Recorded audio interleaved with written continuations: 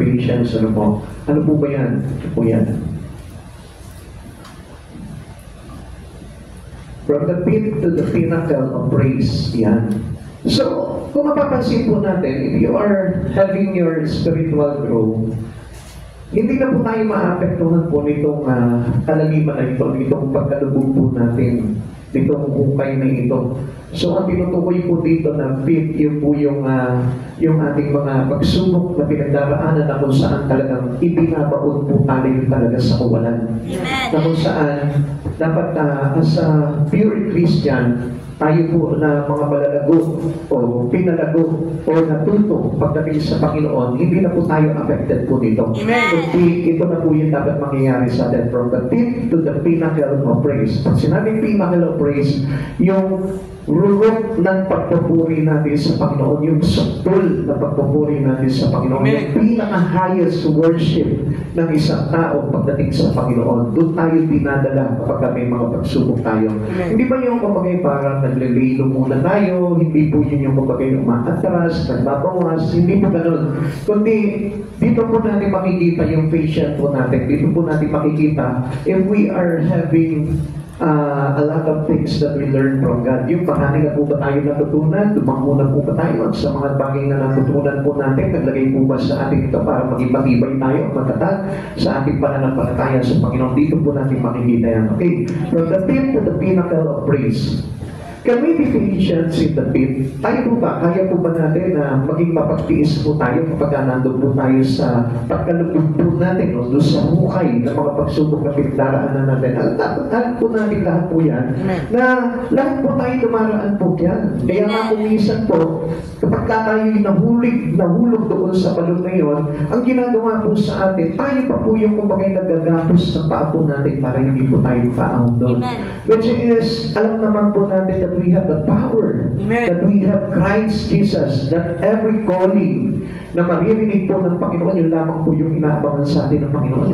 Yung ating panawagan po sa Kanya. Okay, tingnan po natin. We all go through trials, even Christian. Lahat po tayo.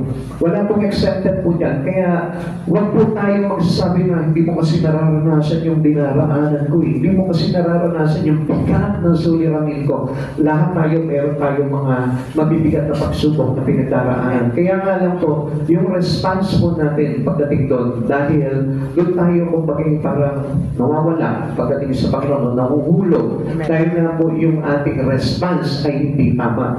Kaya nga, it is better to be grown. Amen. Diba? Yung napakahalaga po niya na tayo po yung magubo talaga sa pananampalataya. Para na sa ganun, alam po natin yung bawat tandang na gagawin po natin pagdating po dito mga pagsubok na ito. In trouble, the psalmist cried out to God for help. Alam niyo, ito lang naman po yung dapat po talaga eh. Pero alam niyo, wala po dito yung mga taong matatakas. Wala po dito yung mga taong mapapride. Wala po dito yung mga tao na mapagmalaki.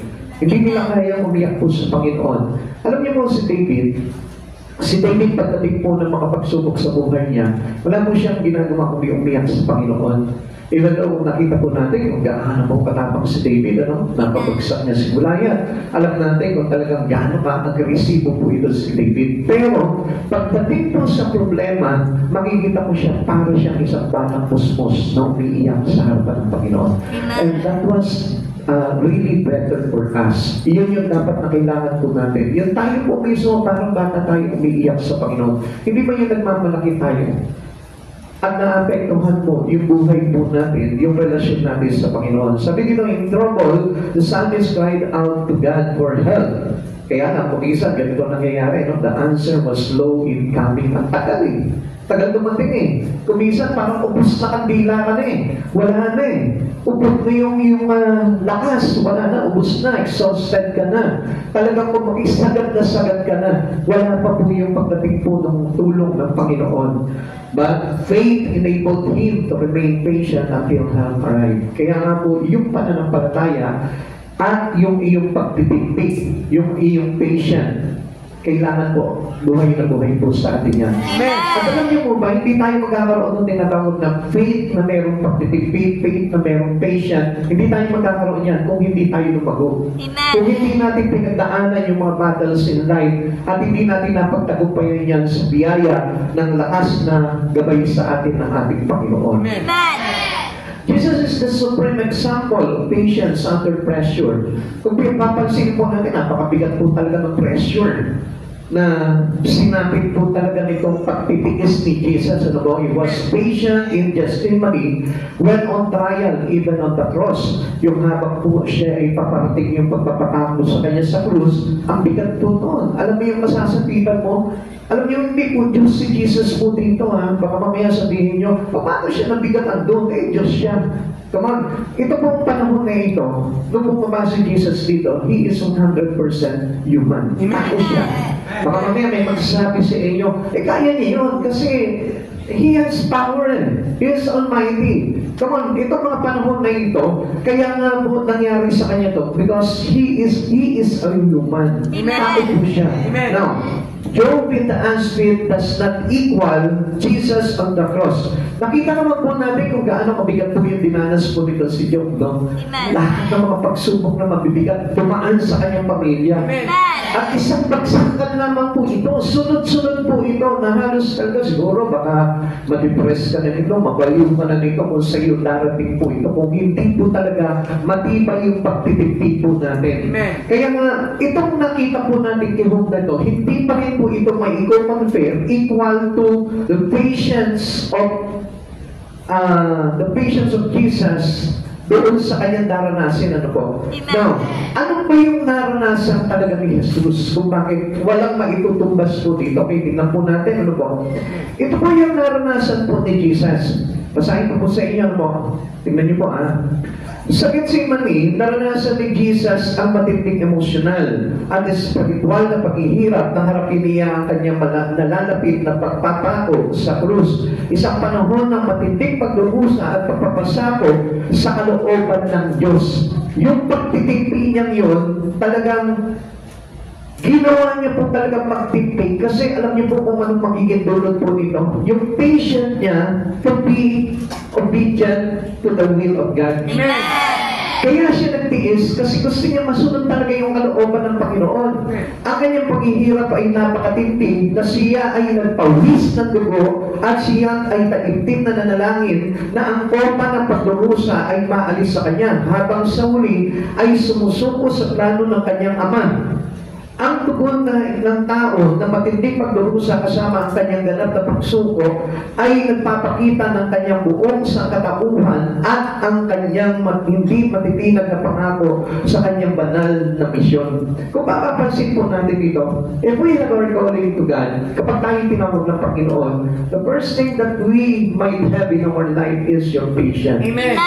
If we have faith, kung meron na po tayong pananampalataya sa Panginoon, kailangan yan sa kapapapupatuyan ng pagtitipid, ng pagtitiis.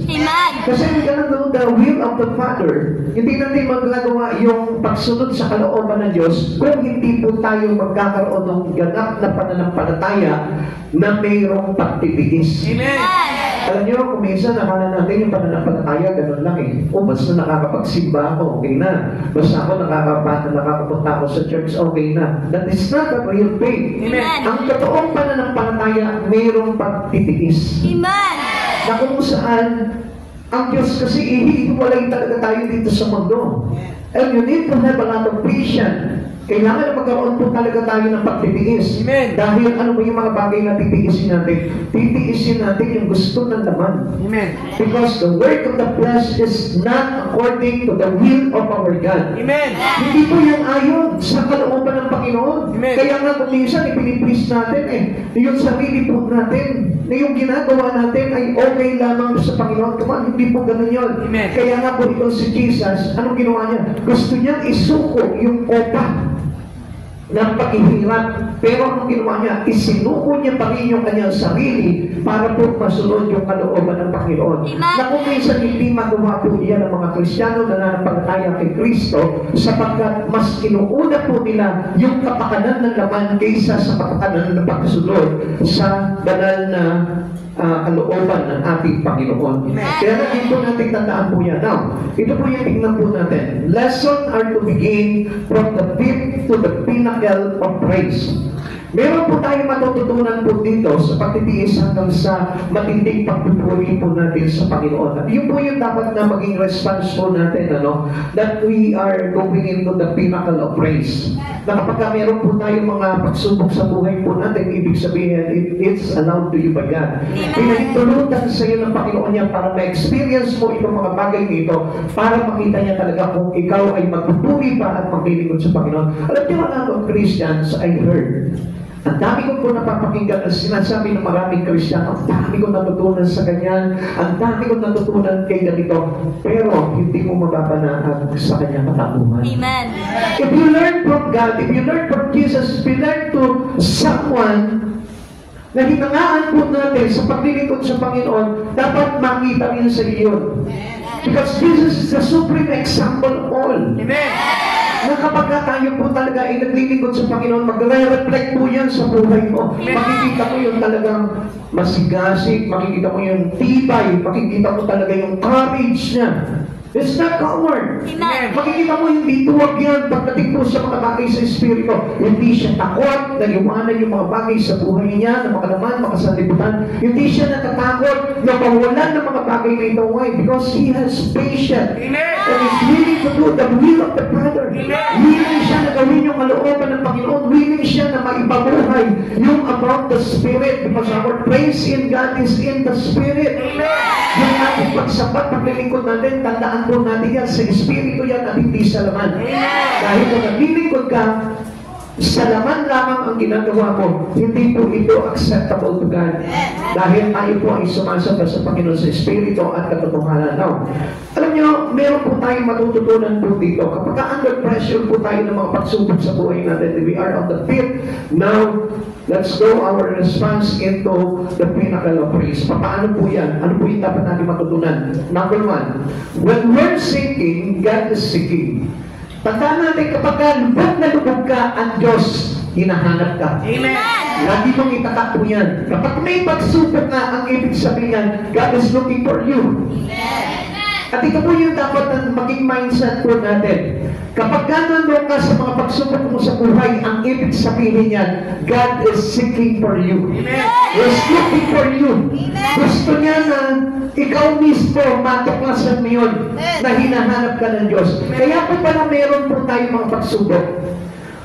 Kung bakit po tayo nahuhulog doon sa mga balot ng mga pagsubok sa buhay po natin, dahil gusto ng Lord na tayo po mismo makita natin na kailangan natin ng Diyos. Amen. Ang dami pong hindi nakakaalam yan, even ang Christians today. Kaya nga po, mahalaga po sa isang Kristiyano na tayo po lahat ay lumalago sa ating pananampalataya sa Panginoon. Dahil kasabay po ng paglago po natin sa pananampalataya natin sa Panginoon, kasabay din po nito yung katatagan ng ating pananampalataya at pagtitiis para sa mga bagay na masunod po natin ang kalooban niya. Now, alam niyo po ba na habang tayo po ay lumulubog sa mga bagay na problema o kaguluhan o whatever na na-experience natin sa mundo na ito hindi maganda, yun po pala yung pagkakataon ng Diyos para tayo ihanapin. Amen. Amen. Dahil hindi tayo masusumpong ng Panginoon kapag tayo ay abala sa pagpapayaman, sa mga bagay na ginagawa natin sa mundo ito, hindi tayo matagpo-tagpuan ng Panginoon. Alam niyo kung bakit? Kasi kahit na matagpuan ka ng Panginoon, hindi mo siya mapapansin. Ang buhay po kasi ng tao, kapag kaabala po tayo sa mga bagay sa laman, hindi natin mapapansin yung mga bagay sa Espiritu. Why? Because Jesus is in the Spirit right now. Amen. Wala na po siya sa laman eh. Nandun na siya. Nasa Espiritu na siya. Now, paano makikita ng isang tao na namumuhay actively in flesh itong Espiritu na ito na Diyos? So, ang hirap, ano? Hindi natin makikita yun. Kaya nga, ano pong dapat po mangyari po sa atin? That we need to learn about in the Spirit of God. Kailangan na matuto po tayo. At kailangan po natin na i-deny yung ating mga bagay sa laman para lang sa ganon tayo makapasok into the Spirit. At isang bagay na po dito, na tayo po'y ini-enhance ng Lord into His patient. Kaya yung ating pagtitipid ngayon, natututunan po natin to deny our flesh. Amen. At hindi po magagawa yun ng isang taong walang pagtitiis. Amen. Dahil ang lahat ng bagay na hinahanap ng isang tao ay nasa laman. Amen. Amen. Amen. Yung layaw ng laman, yung mga karintan ng kanyang mga paningin, yung karintan ng kanyang laman, yun ang hinahanap ng tao. Yung lust of the flesh, lust of the eyes, and the pride of life. Yan yung hinahanap ng laman. Amen. Na hindi magagawa po ito sa pamamagitan ng kapag tayo po ay nasa Espiritu ni Yesu Cristo. Kaya nga doon po tayo nalilimitahan sa sin. Dahil kapag nandun na tayo sa Espiritu, we deny our flesh already. Ang mangyayari po sa atin, ma-avoid po natin yung gawa ng kasalanan. Amen. Amen. Amen. Kaya doon po tayo nasusumpukan ng Panginoon. Dahil if we put our life and we walk and live into the Spirit of God, doon lamang po tayo nagkakaroon ng pagtatagpo sa ating Panginoon. Amen. Kaya keep on remember na kapag nandun ka sa hukay ng mga problema mo, sa balon ng mga problema mo, I tell you one thing, go into the pinnacle of praise. Magpuri ka, maglingkod ka, sampahin mo ang Panginoon, tapos lahat ng mga problema mo. Kaya sabi ko ulit dito sa Awit chapter 40 verse 1 and 2, sa Diyos na si Yahweh matyagang maghintay, ang aking panaghoy kanyang pinakinggan, sa palong malalim na lubhang maputik, iniahon niya nooy inalis. Ligtas na dinala sa malaking bato at naging panatag taglay ng buhay ko. Now, allow the saving grace of God. Alam niyo, yung saving grace ng Lord, when Jesus seeking for us, dala-dala niya yun eh. Ino-offer niya sa iyo yun. Inaabot niya sa iyo yung tinatawag na saving grace para magkaroon ka ng buhay, para magkaroon ka ng kaligtasan. Kaya lang mayroong requirement. And what is that requirement? Patience is required. Minsan kailangan po natin baklasin, lalo na yung mga yung mga mahalagang bagay sa iyo. Amen. At alam niyo po ba kung bakit nagkakaroon po ng malaking problema ang isang tao? Dahil pinapahalagahan niya itong mga bagay na ito, na hindi naman required doon sa bagay na hinihingi ng Panginoon naman sa kanya. Amen. At ito nga po yung bagay na kung saan nagiging hadlang kung bakit yung requirements of patience ay hindi mangyari sa buhay natin. Kasi hindi natin mapagtitiisan yung bagay na yun na wala eh. Kung ang mahalaga po sa atin, halimbawa, let's say, yung mahalaga sa iyo ay pera, pag nawala yung pera, wala ka ng buhay. Amen.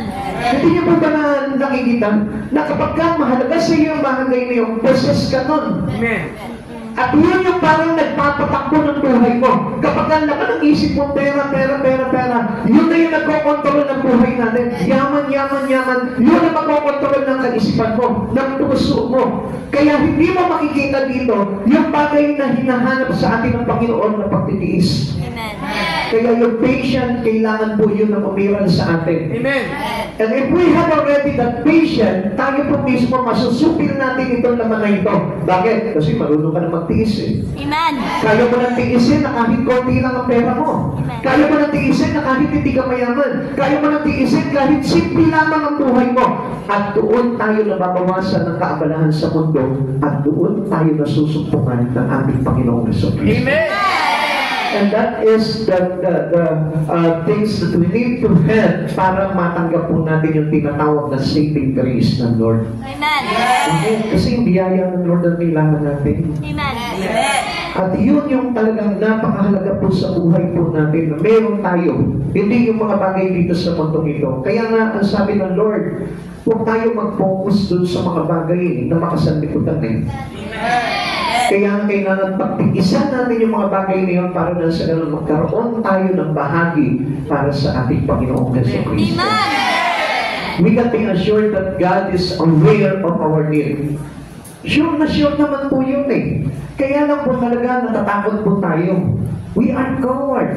Nagiging dumang tayo na harapin yung bagay na yun. Bakit? Kasi wala tayong pagkumpiyana sa sarili natin na kaya kong pagtiisan itong bagay nito. Sunod kasi tayo sa alon eh.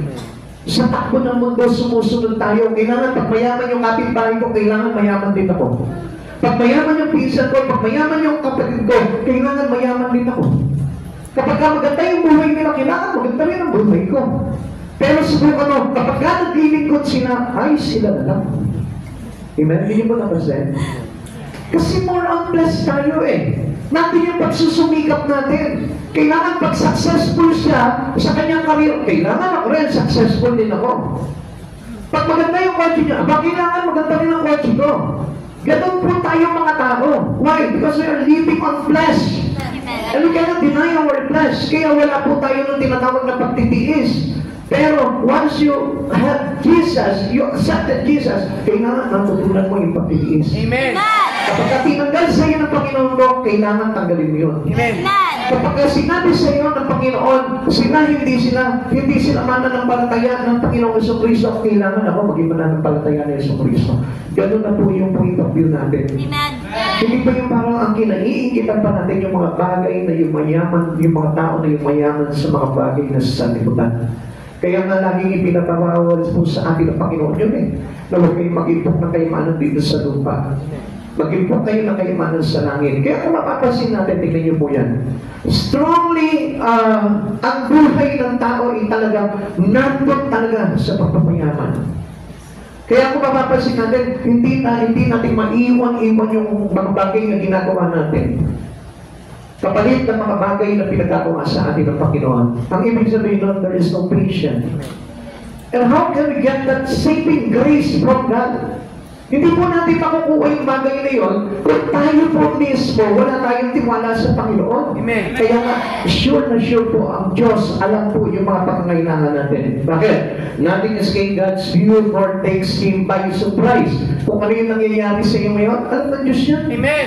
Halimbawa, mayroong mga pinagdaraan ng pagsubok ngayon, alam ng Diyos yan. Pero kung bakit, alam ng Dyo yan. Amen. Pero Pastor, bakit pinahintulot sa akin ng Panginoon to? Kasi gusto ng Diyos na may matutunan ka diyan sa bagay niya. Amen. Because He wanted us to put our trust in Him. Amen. Yung tayo mismo magtiwala tayo sa Panginoon. Amen. At yung pagtitiwala niyo, makikita sa isang tao yun, na kapag ka talagang siya'y puno ng pagtitiis, marunong na pong sumamba sa Panginoon niya. Na kahit po nahihirapan niya, nasasaktan po yan, kahit na tihado ang kalagayan niya sa buhay niya, maniwala na, dadali niya pa rin yan sa pagpupuri niya sa Panginoon.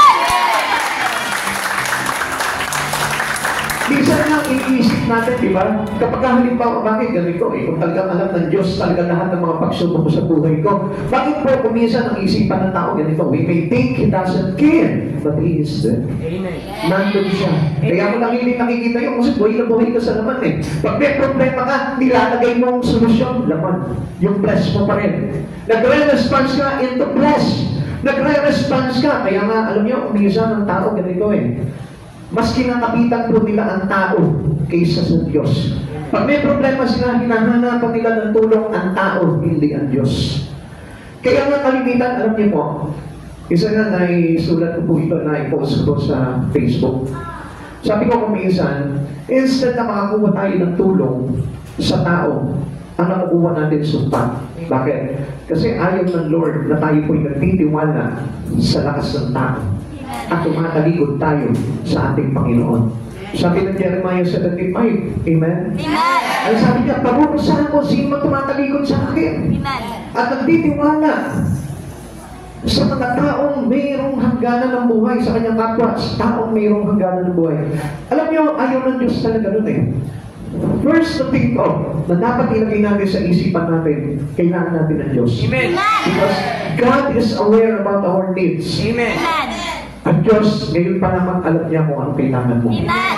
Kaya lang, alam niyo, ang hinahanap lang talaga ng Panginoon, yung matuto ka magpuri sa Kanya, na yung itinataas ang Panginoon sa buhay mo. Tingnan niyo po ang Diyos, hindi po masusurprise sa atin yan sa mga bagay na pinagdadaanan natin. Bakit? Kasi ang Diyos hindi tumigil ng paghahanap sa atin ng pagliligtas. Ang sabi mo dito, Jesus came to seek and save the lost. Luke chapter 19 verse 10. Kaya lang alam nyo, ang problema po natin dito, ang Diyos lamang ang hanap ng hanap sa atin. Pero, tayong hinahanap, hindi naghahanap sa Diyos. Iba ang hinahanap natin. Amen? Amen! Karaniwan po sa atin, ang hinahanap po natin, yung bagay na gusto natin dito sa mundo. Hindi yung bagay na ino-offer sa atin ng Panginoon na kaligtasan. Kaya nga yung saving grace, ano nangyayari doon? Hindi po tinatatanggap ng tao because of the problem that he might have in his life. At ano yung problema na yun? Yung sarili niya. Amen. Kasi ayaw niyang pahalagahan itong kaligtasan na ito eh. Ang pinapahalagahan niya yung bagay sa buhay niya. Come on, ganito po yan. Sabi po sa Luke chapter 19 verse 10, Jesus came to seek and save the lost. Alam niyo kung sino hinahanap niya dito? Si Zacchaeus. Amen? Di ba? Ito yung sa istorya ni Zacchaeus. Ngayon, tingnan natin. Si Zacchaeus, ganito siya eh. Hindi po siya katulad natin eh. Hindi siya katulad, hindi pala natin tayo, naghahanap tayo sa Lord eh. Hindi siya katulad dito mga tao na ito na abala sa mundo. Si Zacchaeus, nagkaroon po siya ng problema sa buhay niya. Ngayon, tingnan niyo, babasahin ko po sa inyo. Ayon dito sa Ebanghelyo po ni Lucas, si Zacchaeus po ay isang mayaman, ngunit hinamak ng punong maniningil ng buwis. Lagi po siyang tanggulat po ng pagkainis ng maraming tao. Dahil nga po doon sa sobra-sobra niyang paniningil ng buwis para lang kumita siya. Na naghahanap kay Jesus dahil sa malalim na pag-uusisa at espiritual na depresyon. Sa kabila ng kanyang kayamanan, walang laman ang kanyang buhay at narinig niya ang tungkol sa revolusyon ni Jesus sa pakikisama sa mga makasalanan sa niyang makita kung ano si Jesus. Alam niyo, nagkaroon po siya ng tinatawag na curiosity about this Christ, Jesus. Alam niyo po ba, ito pong si Zacchaeus ay mayroon pong tinatawag na spiritual depression. At ano po ba itong spiritual depression or religious desperate? Ito pong religious desperate na ito, meron po tayong parang kulang na kulang sa buhay natin, sa espiritu natin. At hindi po natin alam kung ano yung kulang na yun. Kaya nga mapapansin natin, sige kayo tayo ng tayo, trabaho tayo ng trabaho dito, pero parang meron pa rin kulang. Amen. Hinahanap natin na magpakasaya dito sa mundo ito, pero may kulang. Alam niyo, ang nangyari po dito kay Zacchaeus, nagkaroon po siya ng spiritual depression. Na-depress siya into his spirit. Alam niya, nasagana po siya sa laman. Sa mga bagay sa laman, sagana siya. Pero, bakit parang mayroong something na parang nakagugulo ng kanyang katauhan? At alam niyo kung ano po yun, yung espiritu niya. Amen. Dahil yung espiritu niya, gusto itong si Jesus. Pero, yung laman niya, ayaw. Parang ganun po tayo. Isang gusto ng espiritu natin talaga yung mga bagay kay Kristo, pero ayaw ng laman natin. Iba ang gusto ng laman natin. Kaya nga kuminsan, kapag church day, tayo po yung nasa espiritu, pero kapag walang church o walang gawain, tayo po yung nasa laman. Kaya po tayo ang gulo-gulo eh. Kaya kung mapapansin po natin, ang gulo ng buhay ng tao. Hindi nagkakaroon ng kapayapaan ng buhay ng tao. Bakit? Kasi laging pinaghahalo niya po yung buhay niya. Pagdating sa espiritu at pagdating sa laman. Amen. Kaya, alam niyo po ba ang ibig po ng tinatawag na religious desperate? Okay, ito po yan. Yung pakiramdam mo, yung pagpapakita o kinasasangkutan ng isang walang pag-asa na pakiramdam na ang isang sitwasyon ay napakasama na imposibleng harapin. Parang wala nang pag-asa yung espiritu mo. Di mo napapansin? Minsan may ganyan po tayo pakiramdam eh. Yung parang may pag-asa pa kaya ng espiritu mong ito. Mahalaga mo Diyos. Go into the pinnacle of praise. Amen. Itaas mo ng todo ang Panginoong Jesucristo sa pagpupuri at paglilingkod mo, makikita mo, doon maiibsan yung tinatawag na spiritual depression or yung religious desperate. Amen. Kapatid sa Panginoon, meron tayo kung minsan damdamin na pakiramdam natin, parang ubus na ubus tayo. Parang hinang-hina ka, nag-church mo na po, nababasa naman ako ng Bible, pero parang bakit ganito? Parang feeling ko, parang papunta ako sa impyerno. Alam mo kung bakit? Because we cannot satisfy our spirit by doing blessed things. Halimbawa, gumagawa ka sa mga bagay sa laman. Tapos gusto mo masatisfy yung espiritu mo, hindi po mangyayari po yun. Magkakaroon po tayo ng tinatawag na religious desperate. Amen. Kaya nga, ang kailangan po natin talaga dito is God, is Jesus Christ.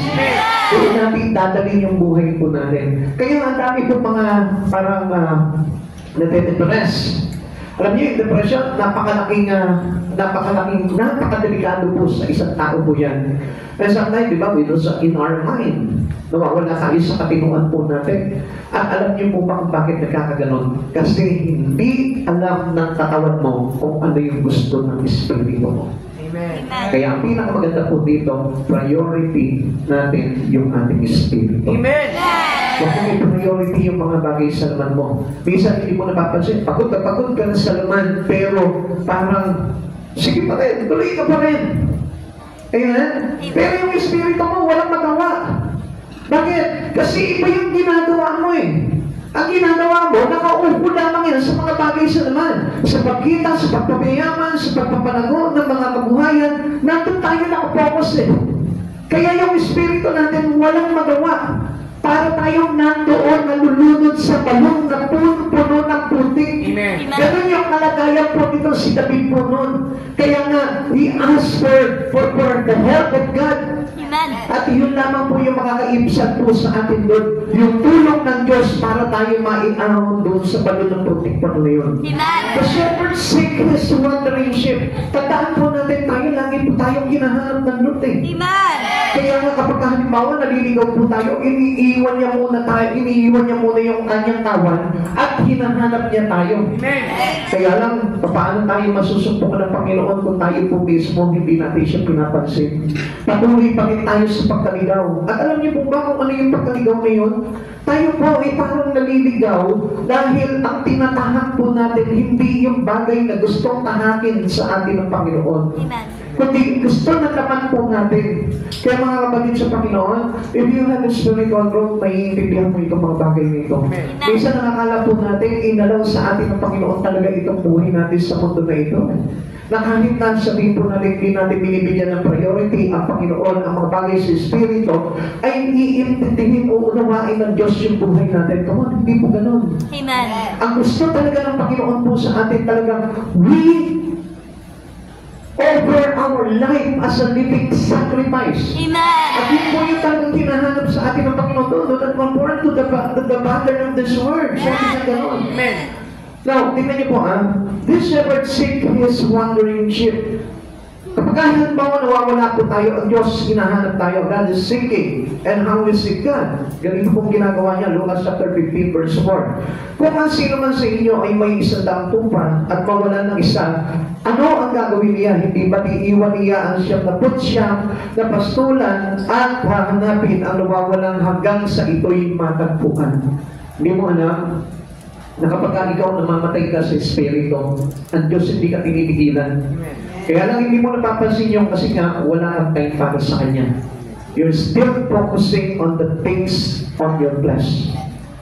Kaya kung mapapansin po natin, you have religiously desperate. Amen. Amen. Pagka napapokus ka doon sa laman mo at hindi mo alam, hinahanap ka na pala ng ating Diyos para ibalik ka sa Kanya.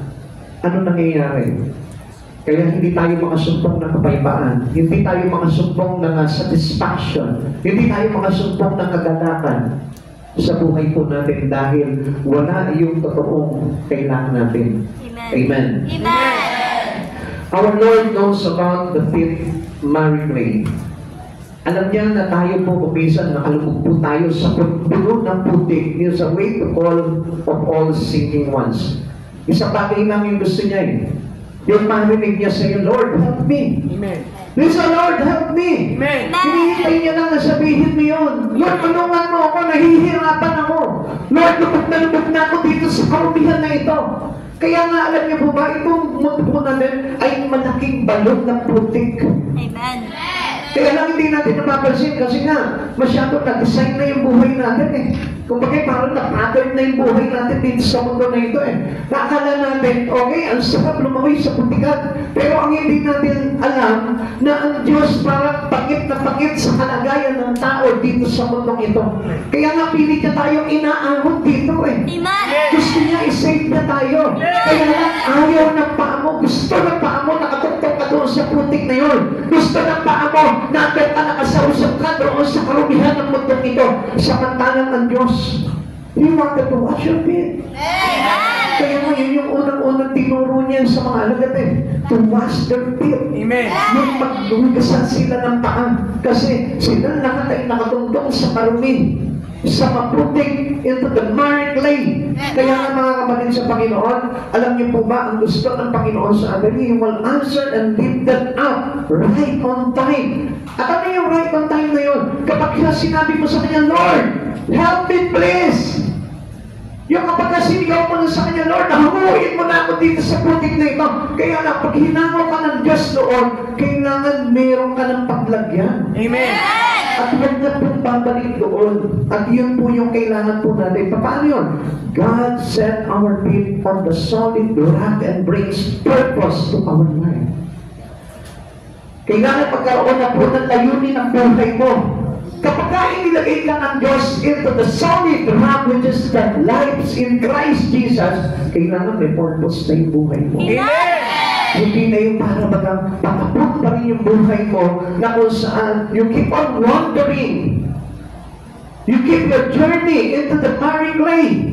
Yung papatuloy ka pa rin na tumatakbo ka pa rin sa putikan, di ba? Yung iba, ang sarap na sarap silang tumakbo sa putik. Pero di ba pagkatapos ang dumi-dumi mo?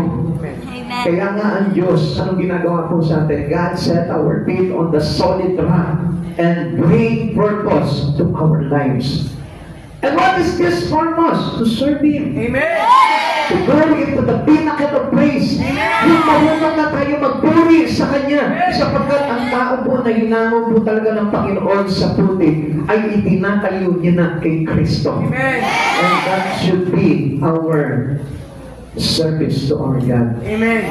Yun po yung kapag itinungtong na po tayo kay Kristo, kailangan paglingkuran mo na ang ating Panginoon. Amen. At yun po yung kailangan po natin eh. Kasi habang tayo naglilingkod sa Panginoon, hindi na madudumihan yung paa natin. Amen. Sapagkat si Kristo mismo, yung ating taga-akay. Amen. Na kahit na matungtong ka sa putik, mayroong maghuhugas ng ating mga paa. Amen. Amen. Ikalawa, when we've been saved, God gave a song. Dapat alam nyo, ang totoo po talagang tao na niligtas ng Panginoon, kailangan magkaroon na po ng awit sa puso niya. This should be, ano po ba yung itong bagay na ito na magkaroon ka ng awit sa puso? Ibig sabihin, marunong ka na magpuri sa Panginoon. Amen. You keep on worshiping God. Amen. Hindi ka na papayag na halimbawa sumasablay ka na po sa pagpupuri sa Panginoon. Hindi ka papayag na hindi ka nakakapag-church. Hindi ka papayag na hindi ka nakakaawit. Kahit na halimbawa sa paliligo mo, nag-worship ka pa rin sa Panginoon. Sa trabaho mo, nag-worship ka sa Panginoon. You don't mind anything in your flesh. Amen. Kasi lagi ka na nandun sa Espiritu. Nagtatrabaho ka man, pero yung Espiritu mo, pinapalakas mo pa rin. Amen. Hindi mo yun, nakapokus ka lang doon sa trabaho mo, nandun ka lang, tapos umiiyak na yung espiritu mo, hindi mo pa mapagbigyan, hindi mo pa mapakain, hindi mo pa mag-feel, hindi mo pa mag-feel na kailangan niya. Amen. Kaya unawain po natin mabuti po ito. Kaya nga po, kuminsan, hinang-hina na yung espiritu natin, halos talagang nagdagalulupasay na yung espiritu natin, pero hindi pa rin po natin masagot o matugunan yung pangangailangan nito. Alam niyo, kapag kumisa, malungkot ka, matablay ka, ibig sabihin yung espiritu mo naghihingalo eh. Come on. Amen. Tignan mo halimbawa yung katabi mo ngayon. Yan ang lagi ko po sinasabi po sa inyo eh. Kailangan yung espiritu natin masigla palagi. Amen. Alam niyo, walang tao na kumakain na malungkot. Lagi ko po sinasabi yan. Di ba? Kahit na kung ano man yung kinakain mo yan, masaya pa rin, lalo na kung gutom na gutom ka eh. Kanina nga, pinagsasaluhan namin doon, kasi pare-parehas kami walang pera. Pinagsasaluhan namin, kanin, tsaka chicharon, sinasusun lang namin. Amen? Ang sarap na, tuwa na sila. Amen? Amen. Alam niyo, yung espiritu natin, kailangan give focus on your spirit. And go into the pinnacle of praise. Minsan, gusto na ng espiritu natin na i-lift ang espiritu ni Christ para lumakas siya, pero ayaw natin. Bakit sinusunod natin yung ating laman? Nandun pa rin tayo, nakapokus pa rin tayo doon sa mga bagay sa laman. Kaya, ano nangyayari po sa atin? Patuloy na namihina, namamatay yung espiritu natin, hindi tayo makabalik kay Kristo. Pag mahina yung espiritu natin, hindi na tayo makakabalik talaga sa Panginoon. And remember, hindi lang dito po yan, kundi sa buhay na walang hanggan. Amen. Sabi ng verse 2 and 3, sa balong malalim na lubhang maputik, inihaw niya at do'y inalis, ligtas na dinala sa malaking bato at naging panatag taglay ng buhay ko. Isang bagong awit sa aking itinuro, papuri sa Diyos ang awit ng puso, matatakot ang bawat makakasaksi at magtitiwala sa Diyos na si Yahweh. Alam niyo po ba, kapag dinala po natin yung sarili po natin into the pinnacle of praise, marami pong maapektuhan yan sa paligid mo. Amen. Kapag nakikita ka palagi ng maraming tao na nakakasaksi sa iyo, magkakaroon din sila ng takot at mailalagay natin sila doon sa pagtitiwala kay Yahweh. Amen. Kaya alam niyo, kahit yung mga pamilya natin, bakit hindi po natin madala sa Panginoon? Kasi nga, hindi nila nakikita talaga yung pinnacle of praise natin eh. Amen. Hindi natin dinadala eh. Kapag may problema ka, nandun ka, naglulugmok ka.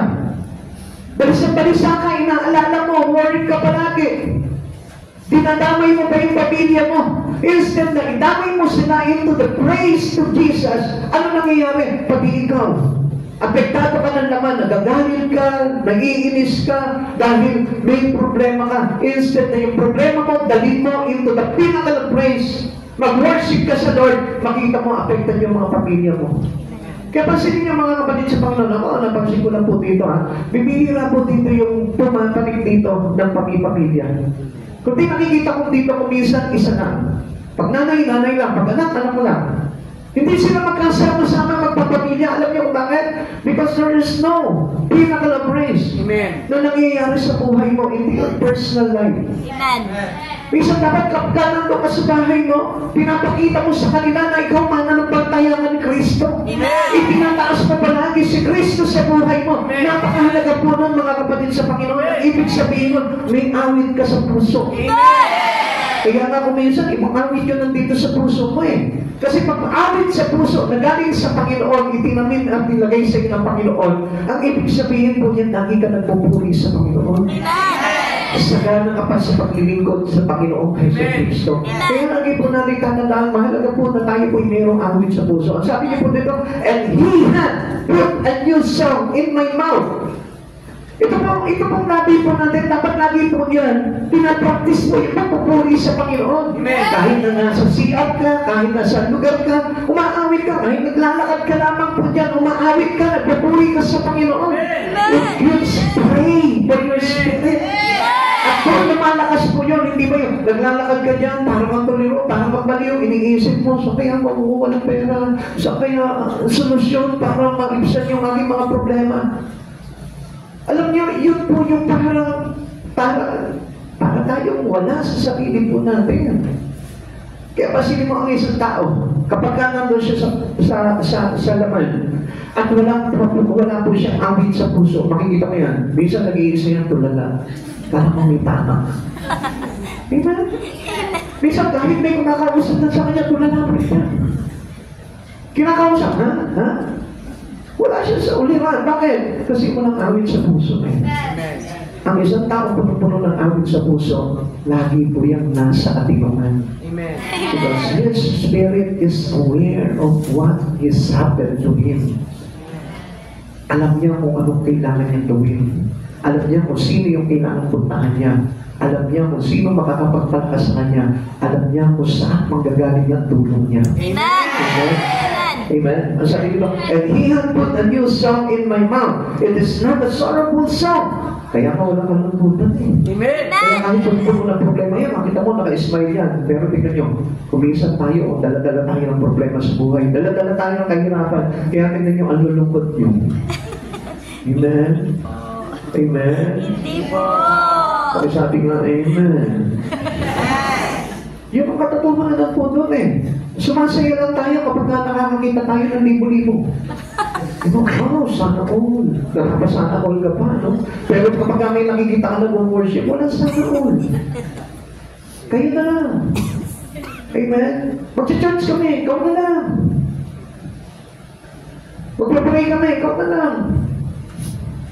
Uy, malaki kita dito. Sana all. Galing, ano? Paano matutuwa sa atin ng Panginoon kung wala tayong awit sa puso? It is a song of praise. Yun yung nagtutulak palagi sa atin para paglingkuran po natin ng Panginoon sa buhay po natin. Kaya kayo nandito ngayon because of the song of praise. Amen. Kaya dapat siglahan po natin yung espiritu natin dahil dapat itong oras na ito punong-puno ka ng pagkain sa espiritu mo. Amen. Amen! Para naman kapit, hindi na tuba. Amen! Ano po ba itong ibig sabihin po nito? When we have a song of praise, alam niyo kung ano ibig sabihin niyan? It is a praise for answered prayer. Ibig sabihin niyan, kiniklaim mo, answered prayer ka na agad. It is a praise for being lifted out of the horrible pit. Yung alam mo na iaahon ako ng Diyos dito. Amen. It is praise for escaping the miry clay. Yung iaahon ka sa putikan. It is a praise for being set on the solid rock. Na itutagtag ka ng Panginoon, itatatag ka ng Panginoon doon sa bato na inon na walang ibang kundi si Kristo. It is the praise for new life built on the promises of God. Makakatag na tayo doon sa pangako ng Diyos. Kaya never worry. Amen. Wala ka nang dapat na ipag-alaga. Hindi ka nang makatakot na kahit na sabihin mo pa na wala, dinaya ka ng mundong ito, basta ang mahalaga sa iyo, you have a song of praise in your heart. Wala kang abot sa puso, walang epekto na sa iyo yung mga bagay na nangyayari sa iyo sa mundong ito.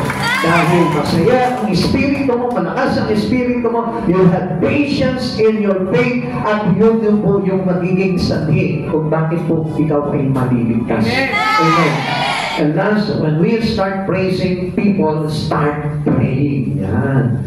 Kapag tayo po ay natuto na po tayo magpuri, maglingkod, sumamba sa Panginoon, marami tayo madadala pagdating po sa Panginoon. Amen. At yun yung kailangan natin gawin ngayon dito sa panahon natin ngayon. Dahil kailangan po tayo, kais tayo ng ating Panginoong Jesucristo, hindi tayo kumbaga nanghihina, napapagod, hindi po tayo nawawalan ng pag-asa para magamit ang buhay natin sa Panginoon. Pagkamit mo yung buhay mo sa Lord. Kung minsan huwag naman puro trabaho, maglingkod ka rin. Amen. Huwag puro tayo alalahanin. Magpuri ka rin. Yun ang kulang sa atin eh. Kaya nga po tingnan nyo, kakatanda-tanda na itsura. Bakit? Kasi kung tayo nakapokus palagi. Alam niyo po ba, if we have song in our heart, alam niyo ang mangyayari dyan? You lose young. Amen. Amen? Amen. Babata ang itsura mo. Pagka yung espiritu mo malakas, magmumukha ng bata eh. Yung iba nakikita ko pa na yung filter sa ano eh. Pagkakita ko naman doon sa personal lola. Amen. Isang bagay lang ang gawin mo doon. Huwag ka na mag-filter doon sa Facebook mo. Amen. Mag-worship ka na lang. Kahit sa Facebook mo, mag-worship ka. Pakita mo, nag-worship ka. At alam niyo, magkakos po ito sa mga tao para manalangin at lumapit sa Panginoon. Verse 3.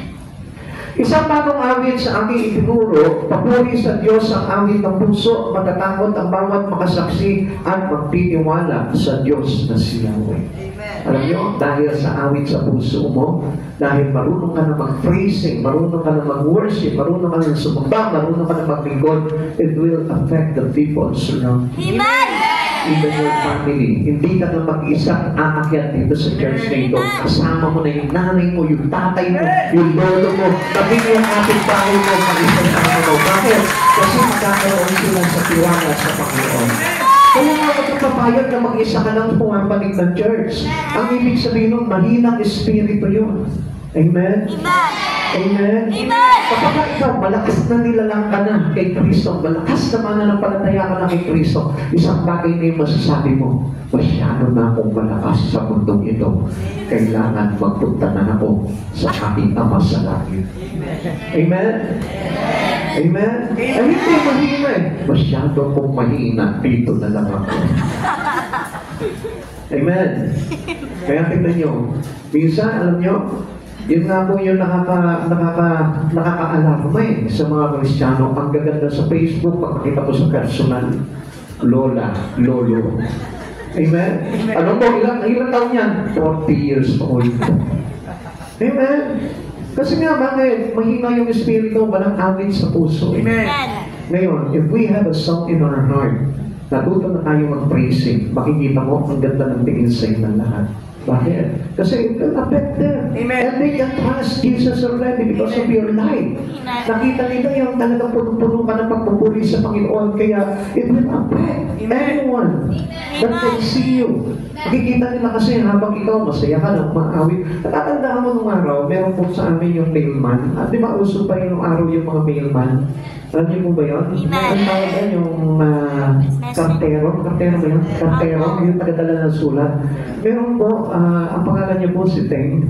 Alam niyo, ano po kami na-bless. Di pa po kami mananampalataya nun ha. Pag nagdadala ng sulat sa amin po, praise the Lord, pumili ka ng Panginoon. Sasabihin nyo, pagpalain ka ng Panginoon, brother. Kami naman, Amen! Amen kami ng Amen, praise the Lord. Ganun lang kami. Parang tinutuya namin. Pero alam niyo, parang siguro isa siya sa nagdala ng Espiritu ni Cristo sa bahay po namin. Hindi namin nangyiintindihan, pinagtatawanan namin siya. Kasi lahat, ginagawa niya, minsan naaawit pa siya. Oh. Di ba? Aawit pa siya, di ba? Tatandaan mo yun? Pag pupunta siya, kakatap siya doon. In the name of Jesus. In the name of Jesus. He had the victory. Alam niyo, gumagano'n pa siya. Tapos, pag aalis na yun, mga nag-iabot na sa akin yung sulat, sasabihin niya, in the name of Jesus, I bless this home. Pinagpapala ko ang tahanan na ito. Galing. Galing. Dala niya talaga yung Espiritu ng Panginoon. Kaya nga siguro ito will affect our life. Amen. Kaya sa totoo po yan, nanghalong biro po yan. Yung po si Teng, alam niya, taga-Batangas sa Panginoon. Pero doon siya, nakatestigo doon sa amin sa Valenzuela doon. Kaya, yun yung gusto ng Lord eh. Yung magkaroon po tayo ng praising spirit. Nadala-dala po natin yan kahit sa trabaho natin. Imagine na, kung titignan mo yung tao na yun, minsan may tatawanan nga po siya doon sa lugar namin. Akala nila baliw eh. Kahit kami noon, akala namin baliw po yung tao na yun, pero yung pala yung dapat sa atin eh. Amen. Tayo mismo mga Kristiyano, masyado tayong napakatahimik. Pagdating sa labas, kinahihiya pa natin si Jesus, kahit na sa pamilya natin. Hindi natin maipagmalaki si Jesus. Bakit? Walang praising spirit sa puso. Amen? Amen. Kaya paliin po natin yun. It will give impact to those people surround us. Sa mga tao sa paligid po natin. Praising saint make praying sinner. Makikita ng mga tao na makasalanan, makikita ng mga tao wala pa sa Panginoon, yung iyong pagiging mananampalataya na lagi nagpupuri sa Panginoon, makikita nila, alam mo, it will touch them by the Spirit of God. Amen. Kasi alam niyo, kapag tayo nagpa-praising, nag-uumapaw tayo sa Spirit of Presensya ng Panginoon. Amen. Hindi ko ba alam yun, kapag may problema ka, mag-praising ka, makikita mo, hugasan ka ng presensya ng Lord. Amen. Kaya ngayon, iba, alam nyo, pinipigilan ni Yahweh at pinipigilan ni Satanas na magpunta po dito sa church eh. Bakit? Kasi magpupuno po sila ng praising spirit eh. Magpupuno po sila ng song in the heart. Kaya nga ayaw ng kaaway na nagpupunta sa church eh. Kaya nga, tagal naman ng palataya pero ayaw pa mag-church. Meron nga mo akong kilala eh. Likod daw siya ng Panginoon eh. Pero hirap na hirap makapunta ng Wednesday. Tapos, alam niyo, kuminsan, nagmamalaki pa sa Panginoon kuminsan eh. Akala mo, ang dami niya na talaga natutunan, pero matatakot siya sa ulan. Matatakot siya sa dilim. Kasi alam niyo, lahat po yan, if you have song in your heart, tingnan niyo nga kayo, mga babae pa kayo eh. Hindi kayo natatakot na magpunta sa church kahit gabihin kayo eh. Pero kami kayo, mga bata, nanayo pa ng inuuwihan. Hindi sila natatakot kahit pagkakitan sila ng mga magulang nila. Dahil meron silang awit sa puso eh. Amen. They have the spirit of praising. Amen. Kaya hindi po nila alintana yung mga bagay na yun. Pero yung mga tao na nagpapangga, na malalalim na Kristiyano, na akala ko alam nila yung ginagawa nila, pero takot magpunta ng church, takot gabihin sa church. Hallelujah, praise the Lord, yun ang katotohanan. Paano magkakaroon ng maligtasan? Kung sa iyong pagsamba sa Panginoon, natatakot ka. Praising saint make praying sinner. Alam niyo, dapat tayo nakaka-apekto tayo sa mga tao na wala ba sa Panginoon.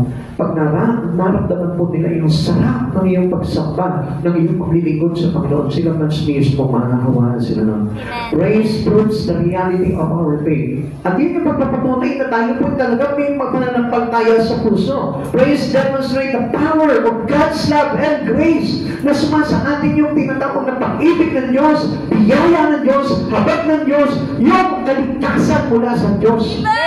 O hindi po ba maganda po yun? Na kapag halimbawa, lagi ka nagpupuri, any seasons of your life, nagpupuri ka, ang ibig sabihin pala nun, nasa iyo God's love and God's grace. Amen? So, sure na sure, may kaligtasan po tayo. Kaya nga nakita nyo, yung pasimula, ang saya-saya mo. Pero kaya nga lang, tinatalo at tinadaig ka ng problema mo kasi hindi natutunan talaga yung magpuri, maglingkod sa ating Panginoon. Minsan yun pa yung inaayawan natin paglingkuran ng Panginoon Hindi nyo po ba alam, doon sumisibol ng todo yung Espiritu ni Christ para itulak po talaga tayo sa pagsamba. Amen. Amen. Yung papuri po yung nagpapatuto, yung nagpapatunay na katotohanan ng ating pananampalataya. Pag hindi ka marunong magpuri sa Panginoon, ibig sabihin yun, no faith in Christ. Ang papuri mo yung nagpapakita ng kapangyarihan ng pag-ibig ni Kristo. Kapag ka marunong ka magpuri, ibig sabihin, nag-uumap mo sa yung pag-ibig ni Christ. Nag-uumap mo sa yung tinatawag ng grace of God. Amen. Yun ang ibig sabihin po nun. Kaya kapag ka ikaw, sinasabi mo, totoo ka man ng palataya ni Kristo, pero hindi ka marunong magpuri, hindi ka marunong maglingkod sa Panginoon, I tell you one thing, may problema sa iyo. Dahil na totoo po talaga mana ng palataya ni Kristo, hindi siya manilimitahan na paglingkuran ng Diyos na ito. Hindi siya manilimitahan na purihin sa bahid sa buhay niya ng Panginoon. Amen. That was the reality. Yun yung katotohanan. Kaya pansinin niyo yung mga kabataan, ang saya nilang sinasayuan ng Panginoon. Sa pag-awit, masaya silang umaawit sa Panginoon. Ganon din po dapat tayong lahat. Dahil alam niyo po ba, pagdating ng araw, yung iyong pagpupuri, magkakaroon at magtutulog yan ng kaligtasan para sa iba. Amen. Remember Paul and Silas? Ito po si Paul at Silas. Ano ba nangyari? Because of their praise, nagiligtas po nila yung jailer. Yung jailer, yung batay kulungan. Amen. At hindi lang yung jailer ang naligtas nila, kundi pati yung pamilya ng jailer. Amen. Remember Paul, doon sa riverside, na pinagtitipunan nito sila Lydia.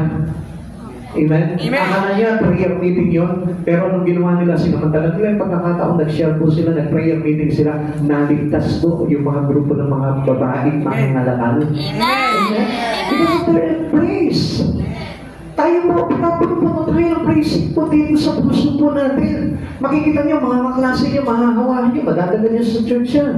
Kayo, yung mga katrabaho niyo, yung mga pamilya ninyo, matandala niyo sa church yan. Pagpuno kayo dito, ng pagpupuri sa Panginoon. Amen. Kasi yun yung nagpapakita ng tinatawag na God's love and God's grace. Amen. That's the power. Kapangyarihan po yun. Amen? Amen. Siguro nakakaka kayo ngayon, bakit ako mag-isa lang ako napupunta sa church? Kaya mo, balang araw, pagka pinractice mo talaga yung power of God's love, the power of God's grace, nagkaroon ka ng awit sa puso, nagkaroon ka ng pagpupuri sa puso, at sinunod mo talaga yung paglilingkod mo sa Panginoon, makikita mo, it will affect the people around you. Amen. Amen. Lahat yan, maging kapitbahay mo, maapektuhan yan. Pauting Christians are full representative of the Lord. Yung reklamo na reklamo, paano gagawin ko? Hirap nila naman yan. Nakatanggi sila ng nakatanggi. Kami na lang daw kung magpunta sa church. Come on, it was prompting. It was not praising. Yun ang kabaligtaran po ng praising.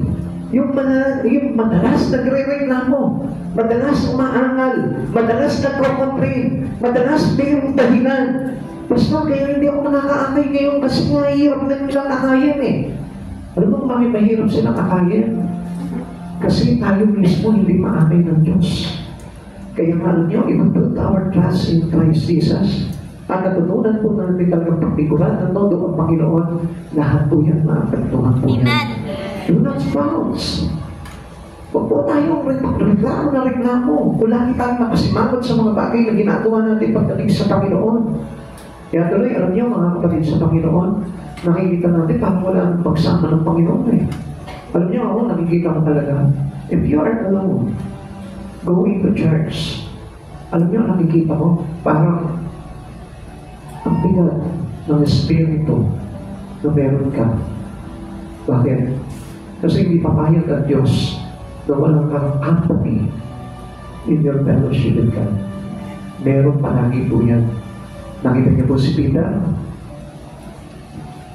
accompanied by his brother, John, accompanied with James. Lahat sila na tinawag. si Felipe, accompanied by their four daughters.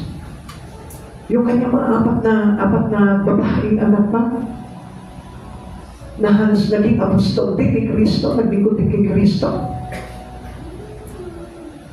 Kaya nga mga kapatid sa Panginoon, hindi na pwede na maaapektuhan yung mga tao sa paligid natin. Amen. Natatandaan ko sa amin po yun, yung kapatid ko lang.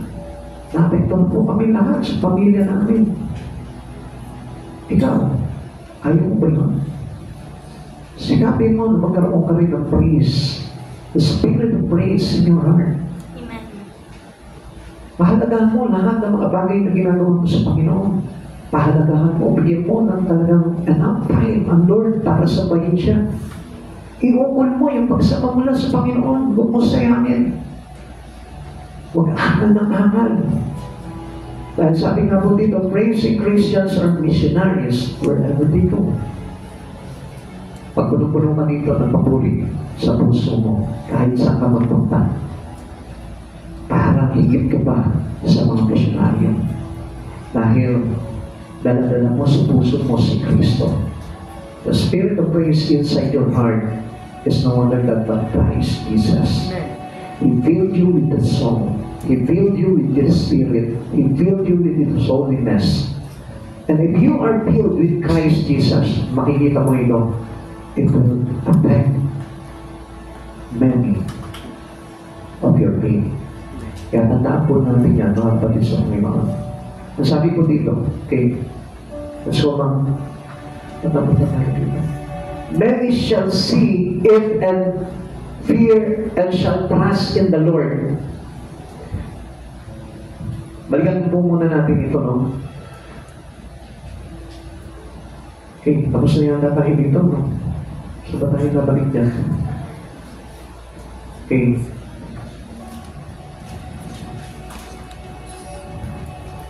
Okay. So praising Christians are missionaries wherever they go. We are filled with the Spirit of God. Kahit saan tayo mapunta, makikita po natin na tayo po lahat ay para tayo mga missionarong naglilingkod sa ating Panginoon. Now, have you been lifted from the pit of sin? Tayo po mismo. Tayo ba mula doon sa pagkahulog po natin sa balon na mabuti o doon sa pagkalaglag po natin sa kasalanan, naiahon na po ba tayo ng Panginoon? As Jesus filled your heart with song of joy. Sa oras na ito, tatanungin ka ng Panginoon, may kagalakan ka na ba sa puso? Yan ba yung larawan ng kagalakan? Yan ba yung nag-uupapaw na kagalakan? Tingnan mo yung sarili mo ngayon, pakiramdaman mo. Kapag nandito ka pa ngayon, nag-uupapaw yung kagalakan. Bakit parang hindi ko nakikita yung kagalakan na yun sa iyong kapatid? Ang totoo, mayroong puso kay Kristo. Buhay. Amen. Sa puso niya. Ramdam niya. Ramdam niya. Ramdam niya sa puso niya. Ramdam niya sa puso niya. Si Kristo. Nararamdaman niya. May kagalakan sa puso. Come on. Asan yung kagalakan na nilagay sa ni Kristo? Asan yung kagalakan sa puso? Ano ba? Panlulumo ba? Pagkainip? Pagkabagot? Ang ibig sabihin niyan, wala yung spirit of praising in your heart. There is no song in your heart. Kaya hindi mo tataka ang Panginoon kung bakit hindi ka nakakapagtingkod sa Kanya. Kaya hindi mo tataka ang Panginoon kung bakit parang wala kang gana sa Kanya. Because Jesus, He wanted to build our heart with a song of joy. Pero yes, Jesus ang gumagawa nun eh. Pero bakit parang ang tamlay-tamlay? Nandito ka sa oras ng pagsamba. Pero parang ang lupot-lupot ang espiritu mo. Instead na magkaroon ka ng kagalakan. Come on. Mga bata, your tears shows joy. Hindi nyo ba alam yan? Akala nyo ba lahat ng pag-iyak ay kalungkutan? Come on. Let's open your spirit. Dahil kung minsan kaya tayo naiiyak dahil puno-puno tayo nakagalakan sa puso. Amen. Hindi ka bangutan. You are true Christians in Christ. At dapat maramdaman sa iyan habang ikaw ay sumasamba sa Panginoon. Amen. Pero where is that joy? God promise us to fill our heart with joy, to fill our heart with gladness, because the joy of the Lord is so much strength. Amen. Yun ang bibigay ng kalakasan. Tingnan mo yung sarili mo ngayon.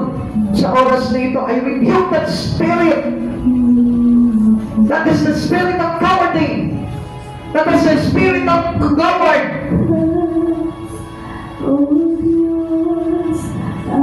Tingnan mo yung katabi ko rin. I want to see seryoso. Gusto ko makita mo ngayon yung kalagayan ng katabi mo ngayon.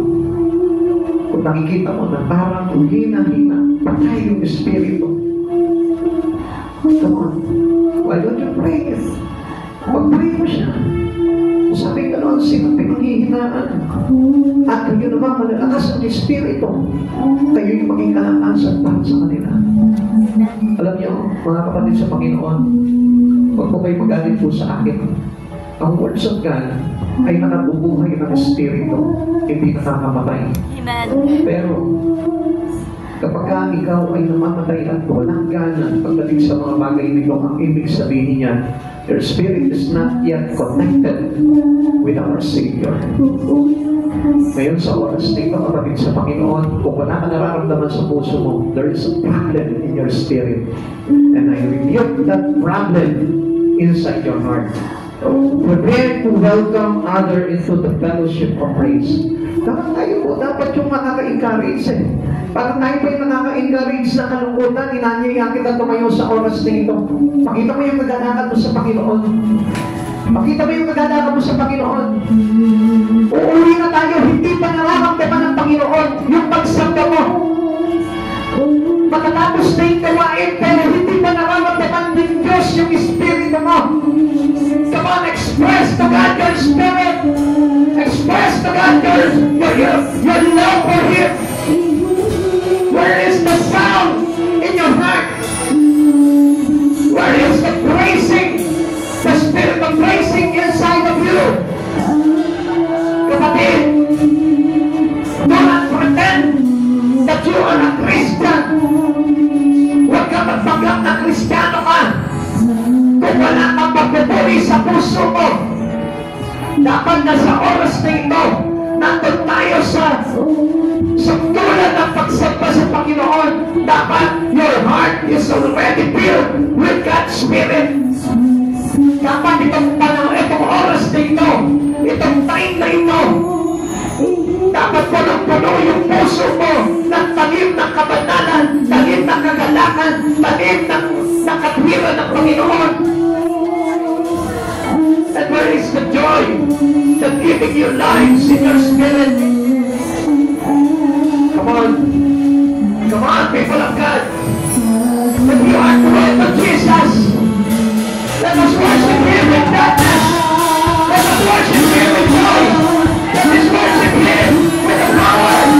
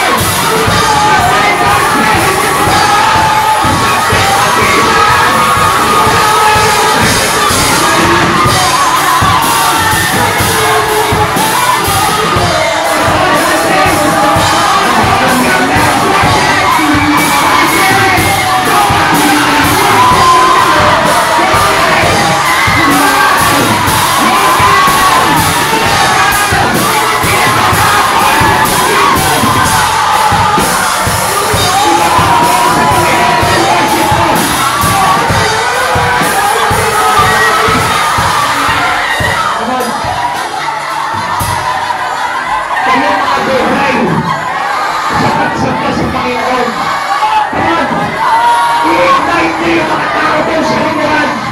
Come on, go! Go! Ano ba? I-ignite nyo sila! Apuyan nyo sila ng ipagsamba! Apuyan nyo yung mga tao! Come on! Lahat ng mga buhay! Apuyan nyo sila! Ng pagsamba kay Kristo! O mapapapapakit ko kaya may shikha yan na! O yan mapapapapakit ko kaya mahaya na! Come on! Let the joy! Let the joy of Christ Jesus overwhelm! Overwhelm! Oh Lord! Oh Lord! Oh Jesus! Oh Jesus! Let the power of your presence!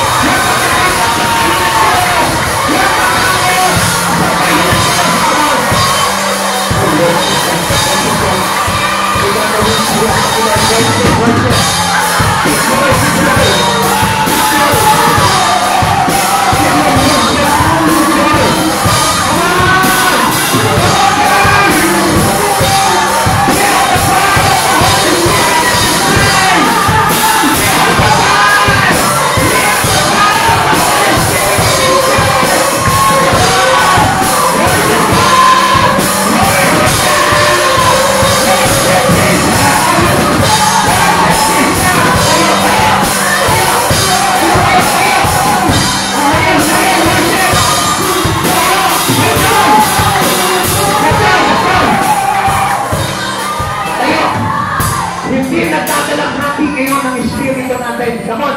Get up! Get up! Get up and praise! Get up and praise! Get up and happy! The joy of the Lord is our strength! Come on! Worship God! Worship God! One and I worship the Lord! And the strength!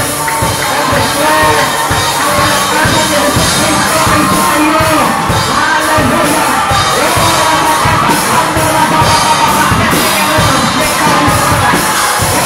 Oh,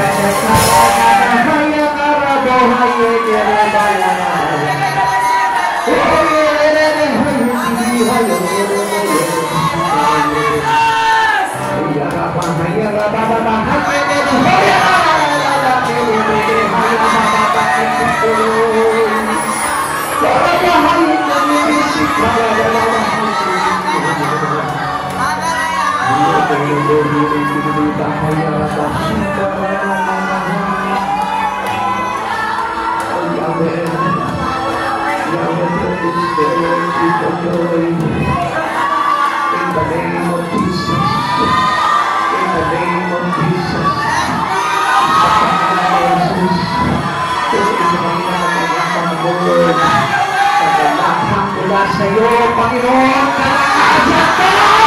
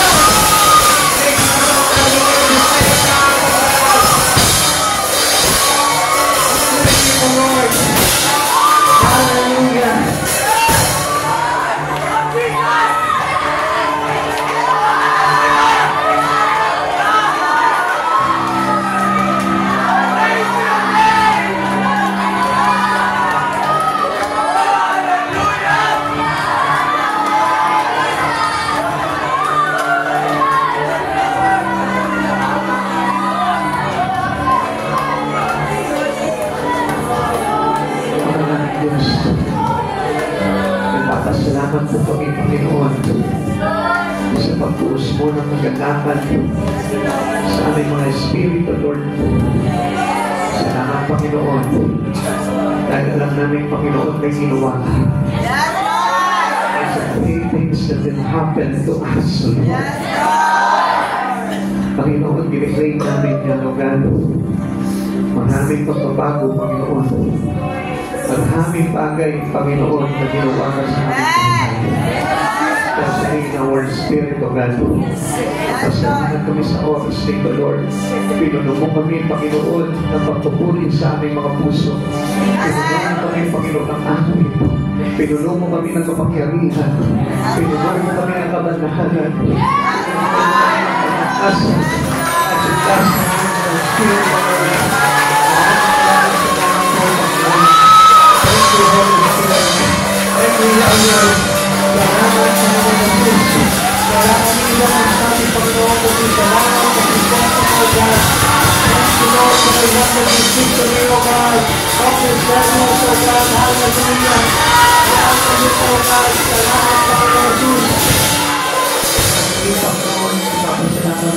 Sa biyaya ng iyong mga mensahe, Lord, kaya magtumatak sa puso namin ang lahat ng ito, Lord, yung pakabuhay po namin, Panginoon, ay patuloy na mag-active sa Spirit of God, lumago kami, Panginoon, sa mga bagay ayon sa iyo, Panginoong Jesus, upang patuloy kami na makalapit pa, Panginoon, sa iyong kalapitan, Panginoong Jesus. Panginoon, maraming salamat po, Lord. Patuloy mong ihanda ang bawat isa sa amin, Lord. Buksan mo po, Panginoon, ang aming kasipagan, Panginoon, sa paggawa sa iyo, Lord. Upang maramdaman mo po kami, Panginoon, na may ginagawa, Lord. At sa iyong pagbabalik, Panginoon, paalalahanan mo po kami, Panginoon, upang sa ganun, Lord, mai-prepare po namin at mai-handa namin ang todo, Panginoon, ang aming buhay sa aming pagharap sa iyo, Lord. Patuloy po mo, Panginoon, na ayusin ang bawat isang God sa bawat bagay, Panginoon, na nakikita niyo pa na hindi ka lugod-lugod sa aming pamumuhay, Lord. Lord, pinapaayos namin ito, Panginoon. Sapagkat alam po namin that you are a restoring God. Lord, magagawa mo lahat ng ito para sa iyong mga anak. Maraming salamat po, Panginoon. Paging sa aming pag-uwi, Lord, ingatan mo po ang bawat isa sa amin. Maluwalhati kami makauwi sa aming mga tahanan. Ilayo mo po kami sa aming mga hadlang at sa mga balaking masama ng kaaway yung God. Balutin mo po kami ng iyong banal na dugo, Panginoon. At hayaan mo na ikaw yung Diyos na patuloy kasama namin, Panginoon, hanggang sa aming mga tahanan. Ligtas kami, Panginoon, sapagkat kamay mo ang may hawak sa akin, Panginoon Jesus. Maraming salamat po, Lord. Pagpalain mo po ang church na ito, Lord. Sumagana sa lahat ng pangangailangan, Lord. At turuan mo po kami magkaisa, Panginoon, upang sumagana sa pagpapala, Panginoon, ng church na ito, Lord. Turuan mo po kami, Panginoon, ng pagbigay. Turuan mo po kami, Panginoon, na tumulong sa lahat ng pangangailangan ng templong ito, Lord. At hayaan mo, Panginoon, na hindi kami, Panginoon, maging hadlang, Panginoon, sa pagpapala ng templong ito, God. Maraming salamat po, Lord. At hayaan mo ikaw yung Diyos na balikan po namin na lahat ng pasasalamat at magpuri sa tanging pangalan mo po lamang. In Jesus' name, Amen. Amen. Praise the Lord.